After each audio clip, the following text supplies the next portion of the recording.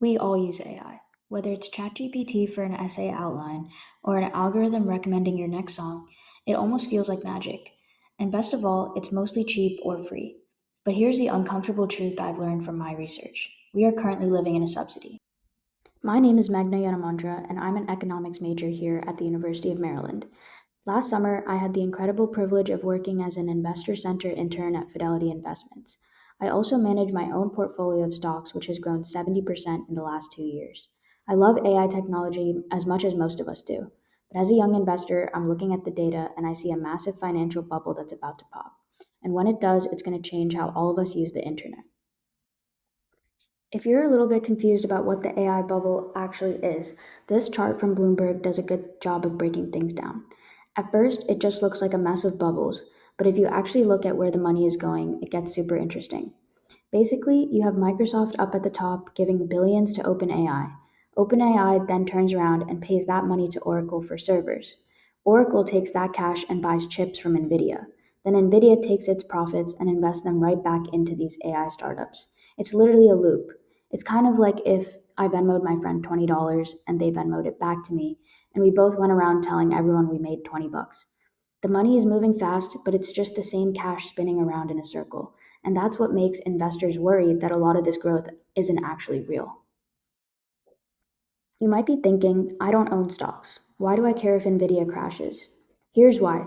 Right now, companies are losing billions of dollars just to give us cheap AI.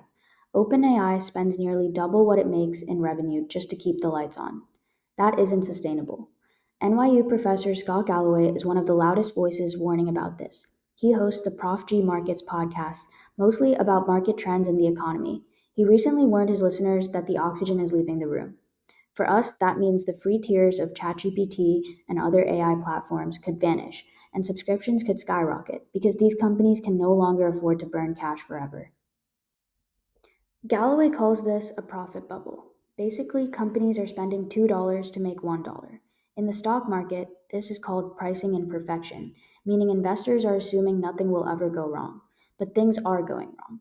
We are seeing a disconnect between the stories that these companies tell about the future and the actual cash they are making today. And when that gap gets too wide, the bubble bursts. This isn't just the opinion of a few investors. The people who run the financial world are getting nervous. Take Google CEO Sundar Pichai. He recently admitted that no company is immune if this bubble bursts.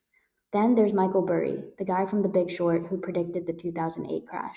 He's currently betting against the AI sector. He even tweeted a meme of Gandalf from Lord of the Rings staring at the ring, but the text just says, "Live, laugh, love." His point? We are all so mesmerized by the shiny technology that we are ignoring the danger. So, what am I doing with my own money? This is my portfolio. It's up 70%, mostly thanks to AI stocks that I bought 2 years ago. A lot of people tell me, hold on, it'll go higher. But good investing isn't about hope, it's about risk management.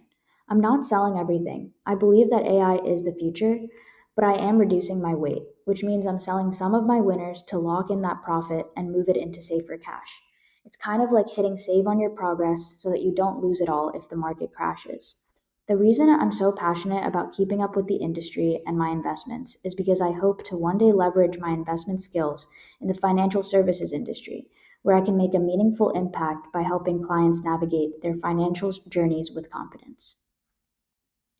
To wrap this up, I want to talk about the year 2000. Some of you may have heard about something called the dot com bubble, but the details are interesting to compare to what is happening today with AI. Back then, investors were doing exactly what they're doing now. They were throwing money at anything related to the internet. If a company just added .com to their name, their stock would double overnight. The most famous example was a company called Pets.com. People thought, everyone has pets, everyone uses the internet, this is $1 trillion idea. But there was one problem. They were losing money on every single bag of dog food that they shipped, and they had no plan to actually make a profit. When the bubble popped in 2000, the internet didn't go away. Obviously, we still use it. Amazon survived, Google survived, but Pets.com, it went from a $300 million company to zero in less than a year.